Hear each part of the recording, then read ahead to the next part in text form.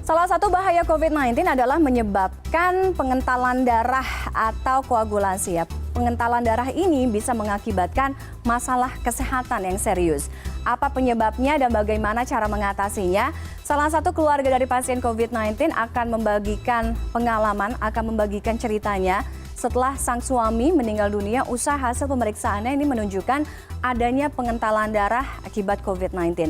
Bergabung bersama saya malam hari ini ada Ibu Suwani dari Semarang, Jawa Tengah, dan juga ada Zubairi Jurban, Ketua Satgas COVID-19 ID.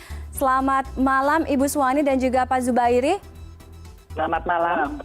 Terima kasih sudah bergabung. Malam hari ini kita akan membahas bahaya pengentalan darah pada pasien COVID-19. Sebelumnya saya mengucapkan turut berduka kepada Ibu Suwani atas kepergian suami tercinta.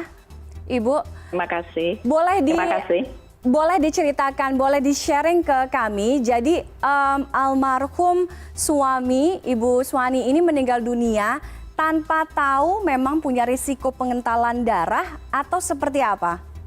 Jadi begini, tanggal 9 Desember, begitu di swab dia positif COVID, langsung opnam.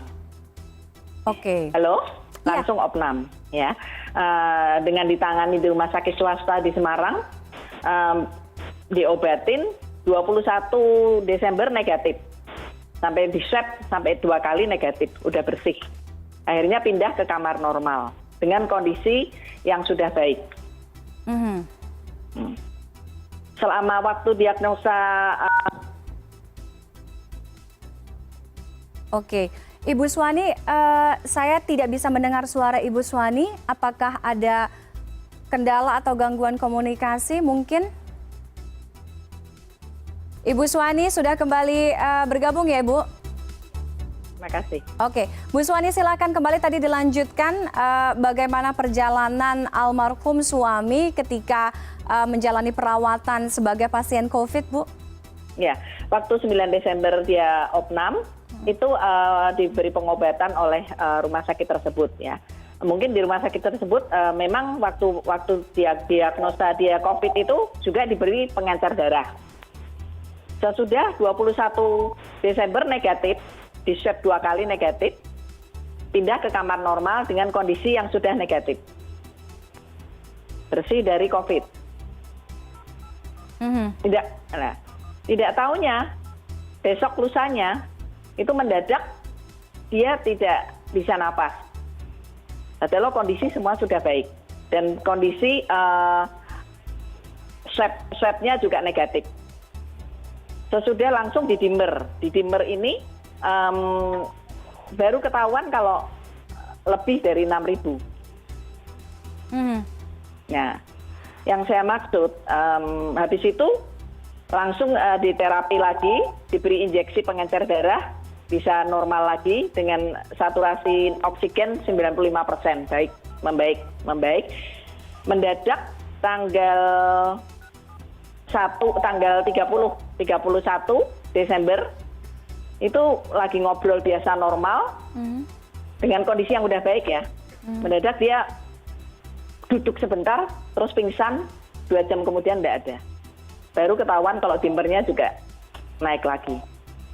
Nah, padahal itu dengan kondisi yang sudah negatif. Yang saya maksud tanggal 23 itu karena saya sebagai istri mendampingin suami, saya akhirnya swab ke rumah sakit yang beda di daerah. Saya kota Semarang ya, di tengah kota. Saya di daerah Meranggen, rumah sakit Pelita. Nah, itu saya juga takut saya swab bagaimana kondisi saya. Nah, pemiliknya mendadak kebetulan ada, itu rumah sakit kecil aja. Mendadak pemiliknya ngomong sama saya, oke, memang masalah COVID itu bahaya.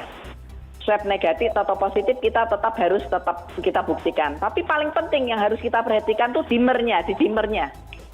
Atau CRP-nya. Karena justru yang lengah itu kita di sini. Yang berbahayanya itu kita di sini. Bisa pengentalan darah lah. Waktu tanggal 23 sebelum suami saya meninggal, itu saya kaget. Karena selama setahun saya orang awam, itu nggak pernah dengar ada dimmer ini untuk di COVID-nya. Selama ini. Dan banyak dari orang-orang yang sudah pulang negatif 2 minggu atau 1 bulan mendadak lumpuh, mendadak meninggal, bahkan mendadak katanya kena jantung, padahal keadaan sehat. Nah, yang saya maksud dengan kejadian suami saya baru sadarin bahwa dengan COVID yang sudah negatif pun, dia selama 1-2 bulan, bahkan bisa 4 bulan pun masih, jadi pengentalan darahnya tuh masih ada gitu loh, terhadap orang normal. Meskipun virusnya sudah dilemahkan, sudah negatif. Ya, yang saya maksud banyak masyarakat selama ini nggak tahu di situ. Kalau sudah negatif pulang sudah aman. Iya, iya. Nah, maksud saya nggak ada salahnya kalau kita memberitahu di situ, karena habis suami saya meninggal tanggal 1, itu dalam 1 bulan ini banyak sekali korban yang udah pulang sehat dari rumah sakit swasta besar dan dia orang mampu. Tahu-tahu suami istri begitu juga gitu loh. Karena dia nggak tahu, nggak dikasih tahu dokter juga bahwa kalau nanti kalau pulang tolong diwaspadai di situnya, di dimernya, pemeriksaan terus. Dan habis gitu saya mencoba telepon sesudah suami saya meninggal 2 minggu. Saya coba telepon teman saya yang sudah sembuh negatif 3 bulan yang lalu dari COVID. Oke. Saya tanya kondisinya bagaimana. Ya ini kebetulan karena dia orang pemerintah ya, mungkin dipantau terus ya dia. Oke. Dia bilang saya kadang-kadang dimernya naik turun ini. Padahal sudah 3-4 bulan lah ya. Yang saya maksud kita nggak tahu orang awam dimer ini